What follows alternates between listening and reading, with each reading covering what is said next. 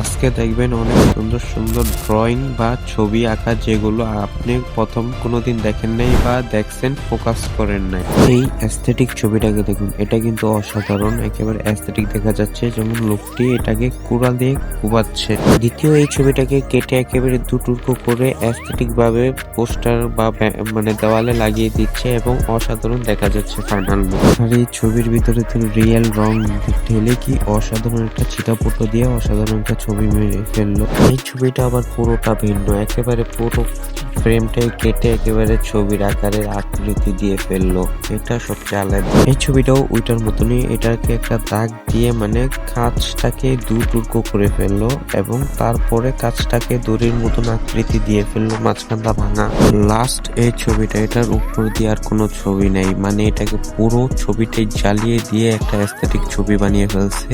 ভিডিওটি ভালো লাগলে সাবস্ক্রাইব করে পাশে থাকবেন।